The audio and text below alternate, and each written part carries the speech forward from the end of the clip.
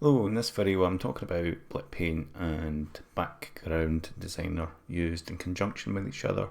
This is a fairly old project that I've been working on last year called Blitpaint, and I took it as far as I could take it before it kind of bottlenecking, some little issues to do with opacity, and I decided to make a tool that was much simpler and solved that issue, and I managed to solve it, but not in Blitpaint.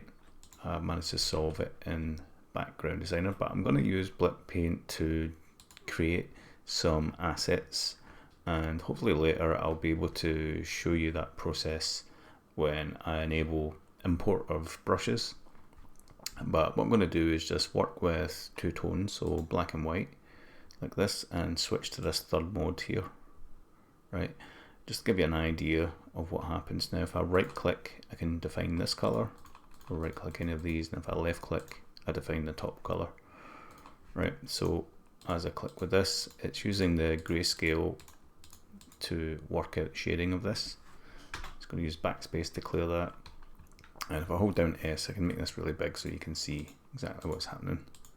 Now I'm using the mouse because it's mouse friendly. You can switch this off and use a tablet if you want to use some of the opacity by press, which is pressure, right? But I'll just use the mouse for this point in time.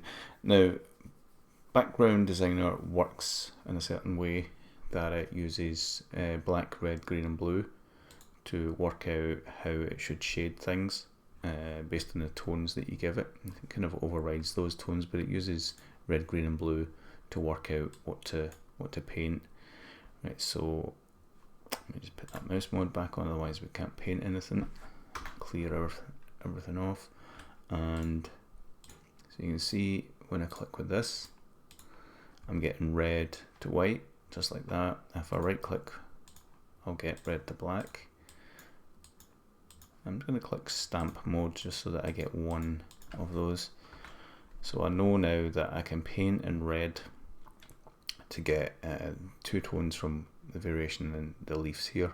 Now maybe I want to go between red and blue so I get even more variation, or maybe like a purple tone like that. That way I'm getting kind of variations in red and blue.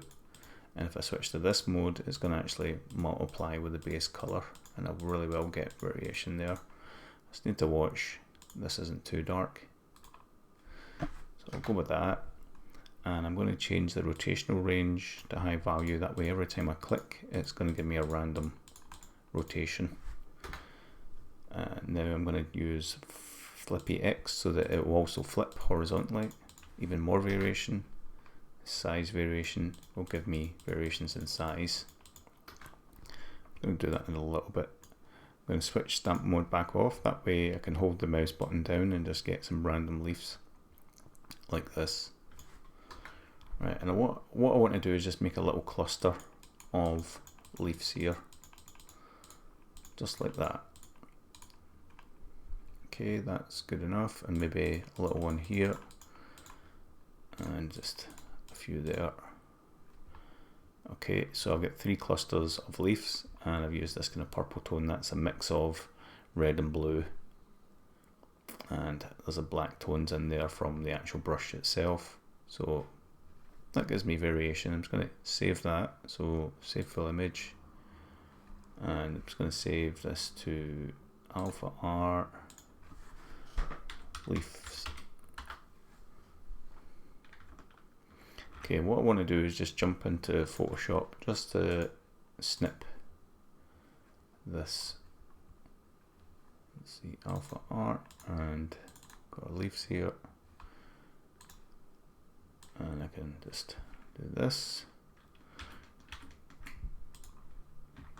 That's going to be 1. As you can see, it's a little bit pixely, but that's fine. You know, it's going to be reduced in size later when I change the brush size. So that's that one. I'll call this, let's see, going to there, going to foliage. Got this leaf, leaves type A1. I'll probably have to do some renaming later. should be a V there.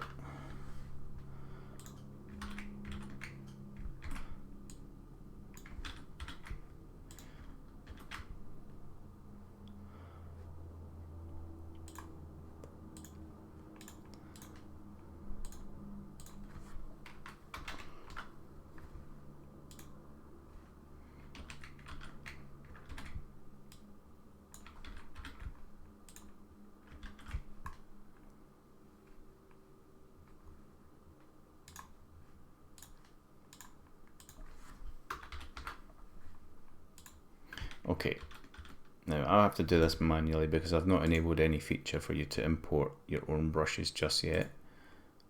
But I'm just going to duplicate one of these sprites and import the leaves.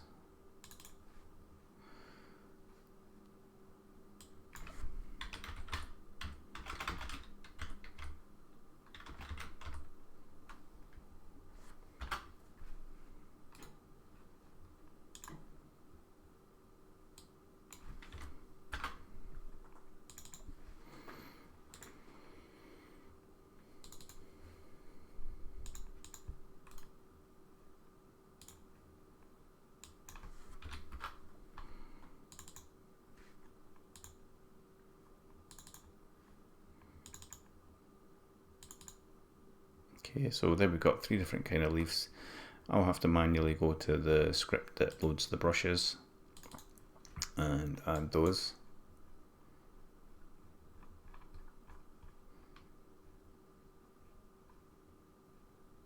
So that's going to go under our foliage.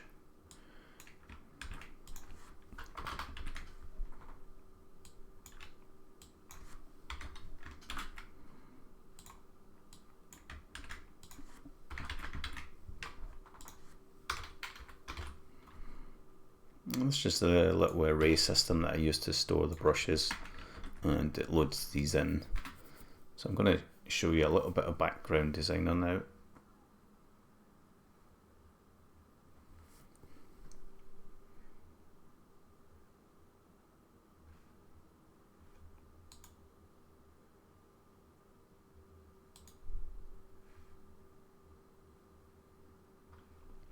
I guess I can close Blitpaint.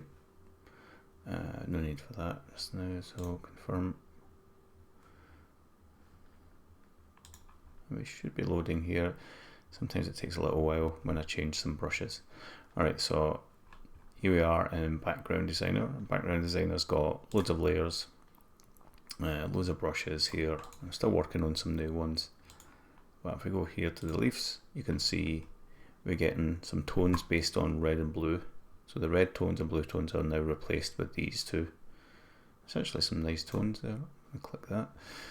If I press tab, it will shuffle through these and it will try and match the background, or it will give me a kind of random kind of look, but that's pretty. And let's see if I can get something that looks a little bit nicer. So we use the blue and red tones.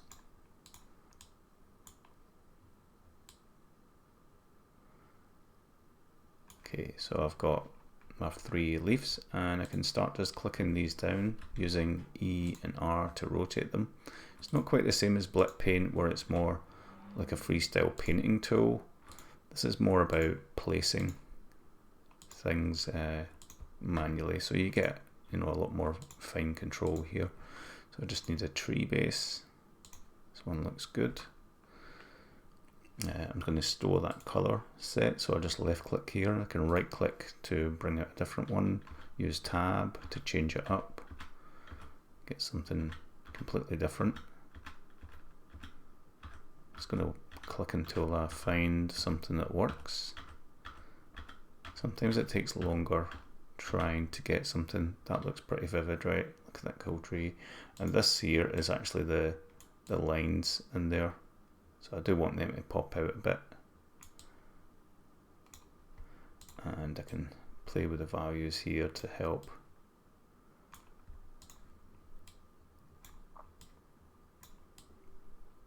I can change the amount of each of these colors as well, so we don't actually see them, or just copy one of the colors here just change it a little bit.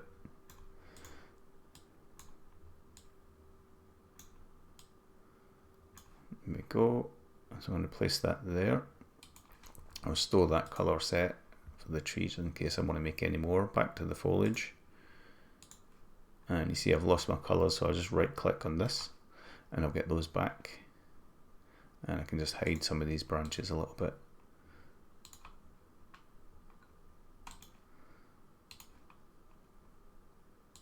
And there we go. I've got a nice looking tree, and let's put some there as well. And if I want, I can just put a few in the ground.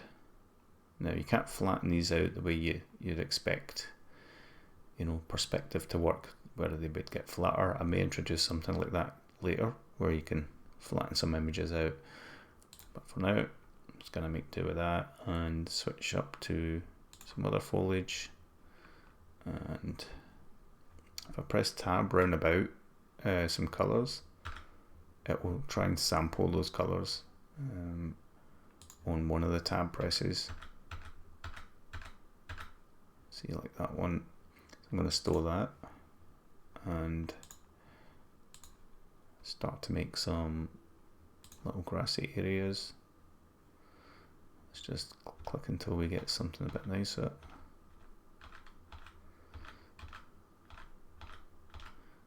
That's quite good, but I can change that up even more, so you can get loads of variation there.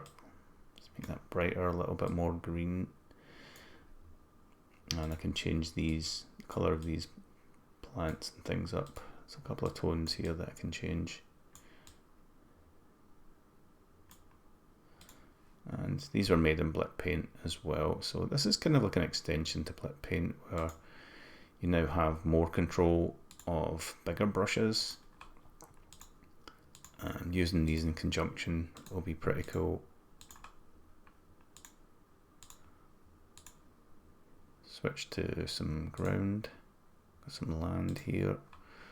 Let's just store those colours and do a few tabs until I get something that works.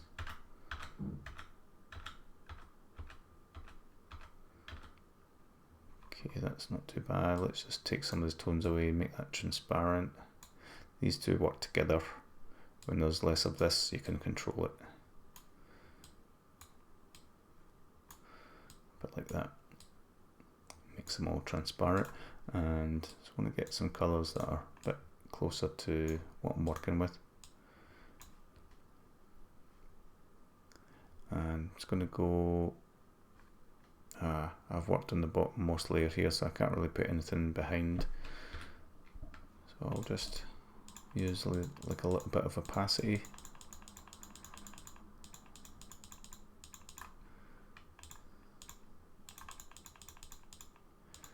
Switch back to one of these, the grass one.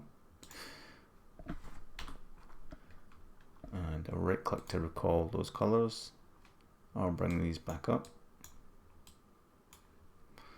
And now I can paint a few in front.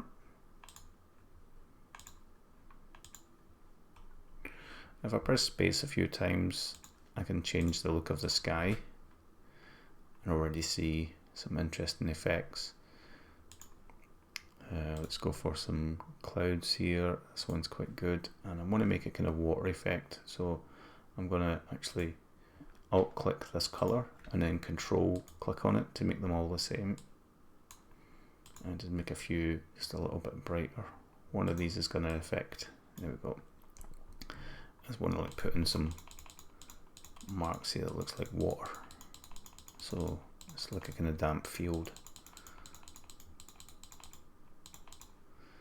Because I worked in the bottommost layer here and I have no way to shift the layers about, I can always export the layers.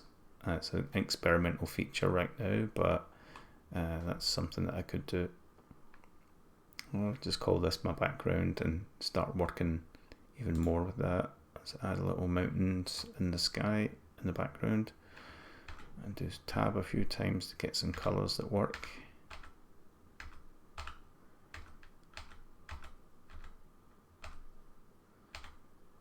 That's quite good.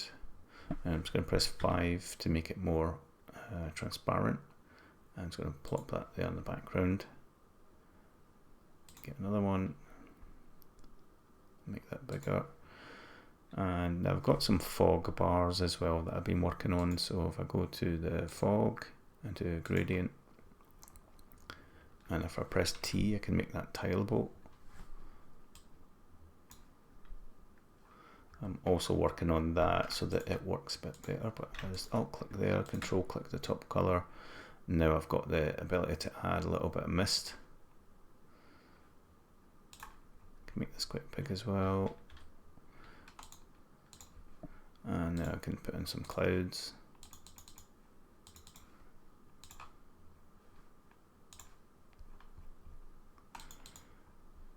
And there we have a little tileable backdrop. Pretty cool. Let's add in more leaves just to make this pop a little bit more. So I'll go back to the foliage, leaves, and I'll just recall by right clicking these.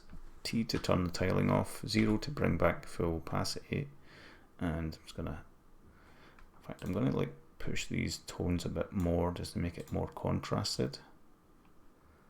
A little bit of green in there. Oops. There we go, and I can really bring these into the foreground. Press X and Y to flip these around.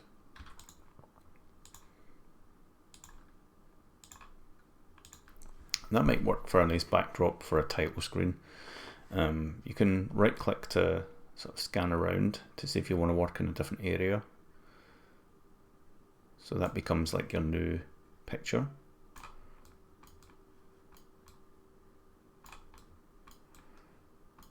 All right. You can middle mouse to reset that.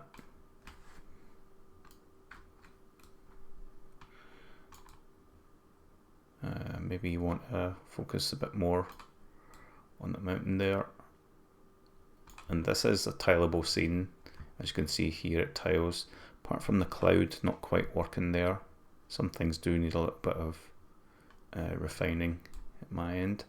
But for some weird reason it looks fine up here. It just seems to be the way it captures the scene. So there's a few things need fixed. And then you could put in some more grass. I've got some bamboo actually that I made the other day. And I'm going to use tab to get some tones that I like. And then make some changes to them.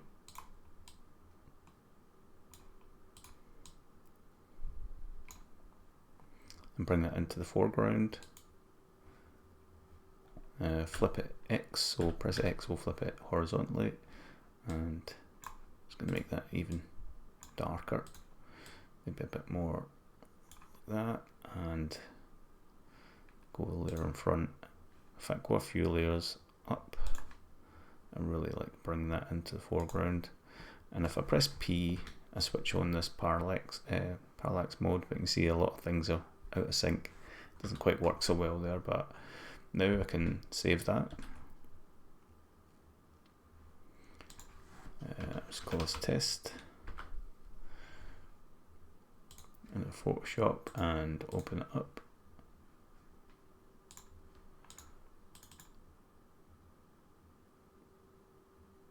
And that's pretty much it there. I can go to filter, other, offset, and do a little bit of offsetting horizontally to see what I need to fix, because sometimes if you make the brush too big it doesn't tile, and that's just something that I'll need to put in a little test for. But now I can just blend between these. Not a lot of work to do to make this tileable, that's the good thing. Just a little bit of blending.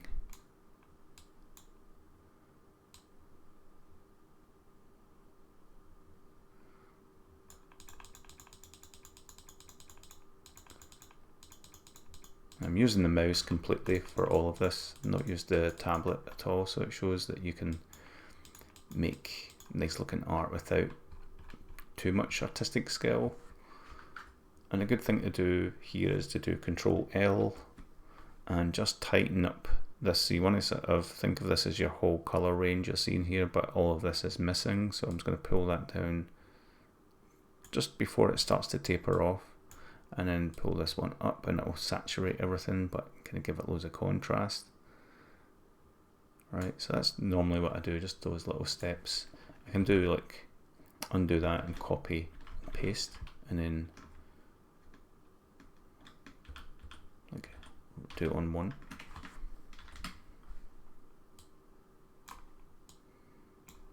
And see the difference.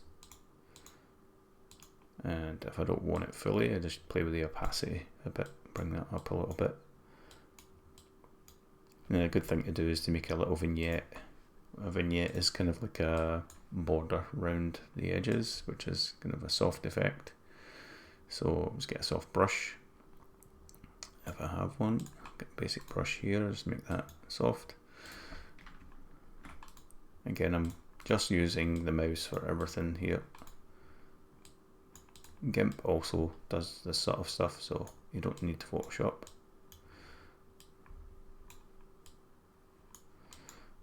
And because I've done that a little bit, I can go to filter, blur, Gaussian blur, and make that even bigger.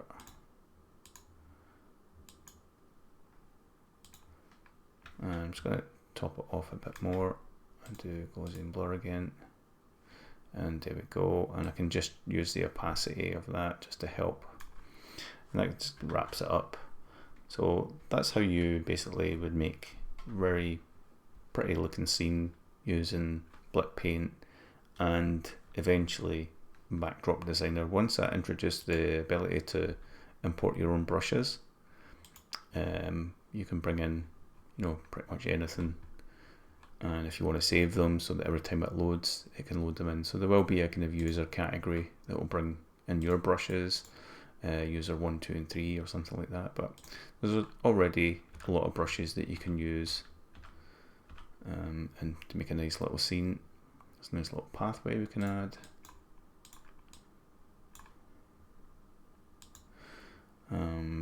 There's also the little bridge.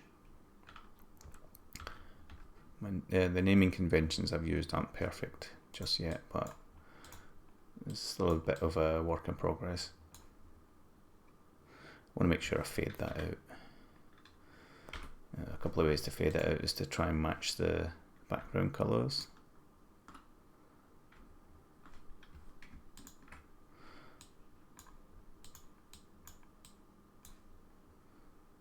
And put a little bridge in the background. And that's pretty much it. So hope you enjoyed watching this video. Background Designer and Blitpaint are absolutely free. You can donate if you want. They're on ArtStation and Itch. I'll put links in the description, and if you want to get in touch through YouTube or any other sort of comment section, you can totally do that. And I'll catch you in the next one. Thanks for watching. Bye.